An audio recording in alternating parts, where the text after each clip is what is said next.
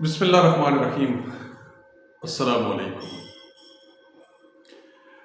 جناب محترم ڈاکٹر ذاکر نائک صاحب کا قیام اور ان کا سلسلہ اصلاح و تبلیغ وہ پاکستان کے اندر جاری ہے۔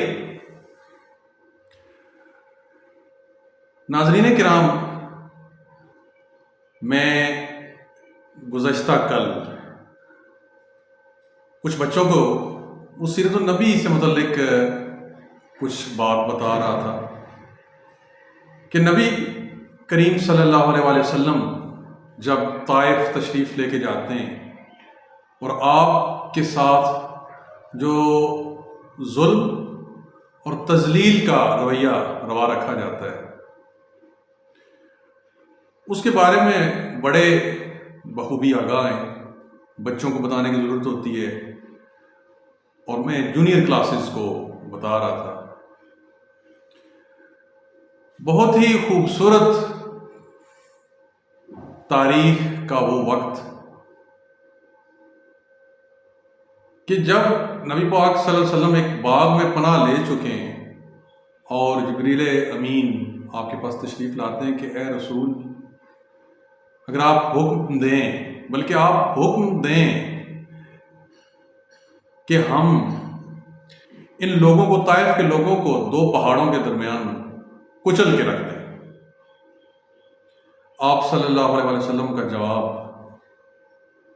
وہ رہتی دنیا تک ایک مثال رہے گا، مثال ہے کہ آپ نے فرمایا کہ اے میرے رب، یہ لوگ، یہ میری قوم مجھ سے واقف نہیں، مجھے جانتے نہیں، اے اللہ انہیں ہدایت عطا فرما۔ طائف کے مقام پہ یہ ایک واقعہ نہیں ہے، یہ ایک ہوا۔ دوسرا، جب نبی کریم صلی اللہ علیہ وسلم پوری طاقت کے ساتھ مکہ تشریف لاتے ہیں، مکہ فتح فرماتے ہیں، اور اس کے بعد آپ طائف کا رخ کرتے ہیں۔ بنو ثقیف کے قلعے کو آپ محاصرے میں لیتے ہیں۔ کچھ روایات کے مطابق 40 دن محاصرہ قائم رہتا ہے، کچھ کے مطابق 18، کچھ کے مطابق 20، 15 دن، مختلف روایات ہیں۔ اور بنو ثقیف کی طرف سے تیروں کی بارش ہو رہی ہے، آپ صلی اللہ علیہ وسلم کے لشکر پہ لوہے کے گرم ٹکڑے پھینکے جاتے ہیں۔ صحابہ کو آپ نے حکم دیا کہ یہاں سے کوچ کیا جائے، محاصرہ میں اٹھا لیتے ہیں۔ تو صحابہ نے اس پہ،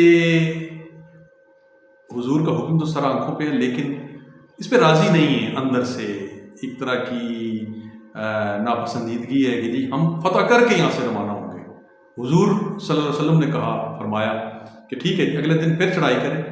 اگلے دن پھر چڑھائی ہوتی ہے تو پھر چوٹ کھا کے ہی واپس مڑنا پڑتا ہے، فتح پھر بھی نصیب نہیں ہوتی۔ اور نبی صلی اللہ علیہ وسلم فرماتے ہیں کہ ٹھیک ہے جی، ہم کل یہاں سے کوچ کریں گے۔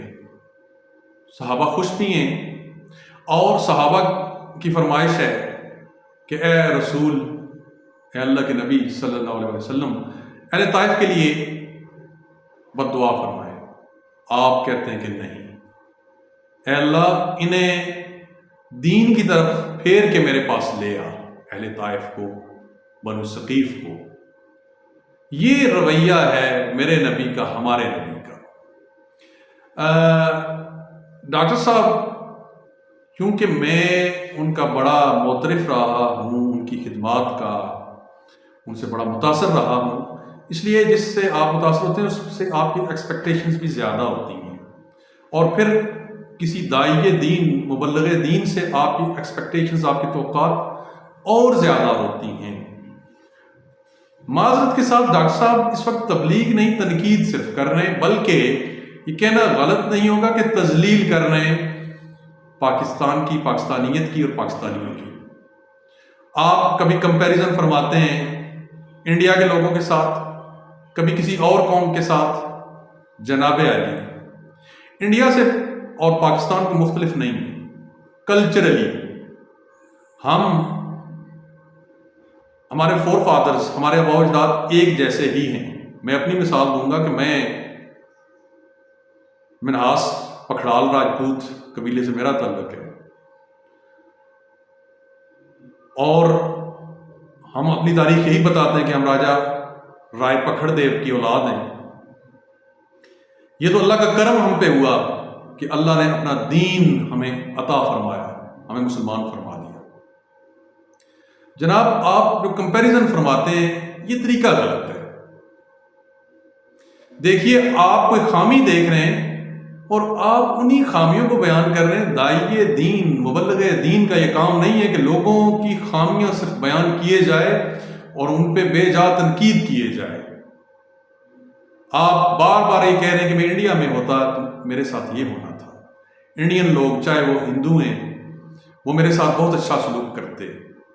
جناب معذرت کے ساتھ اتنا اچھا اگر سلوک ہوا ہوتا تو پھر آپ انڈیا میں ہوتے نا، آپ وہاں سے در بدر ہیں، آپ وہاں سے نکالے گئے ہیں، آپ سرکاری مہمان کے طور پہ پاکستان آئے ہیں اور یہاں آپ کے لہجے کے اندر ایسی سختی ہے کہ مجھے عرب کے وہ شہزادے یعنی کہ صحابہ کرام جو مبلغان دین تھے، اللہ کے دین کا پیغام، اللہ کا پیغام لوگوں تک پہنچاتے تھے، وہ جن لوگوں تک پہنچاتے تھے ان کے مزاجوں میں ایسی سختی ہوا کرتی تھی جو آپ کے مزاج میں سختی ہمیں نظر آ رہی ہے۔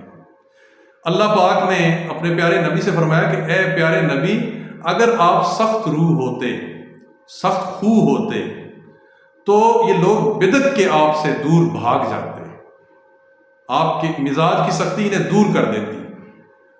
جو دین کی تبلیغ، دین کی بات، دین کی دعوت لے کے لوگوں تک جس نے آنا ہوتا ہے اس نے اپنا لہجہ نرم کرنا ہوتا ہے، اس نے لوگوں کی خامیوں سے درگزر فرمانا ہوتا ہے۔ آپ حضور جناب ڈاکٹر ذاکر نائک صاحب، حضور تنقید سے، کرختگی سے لوگوں کی اصلاح نہیں ہوتی۔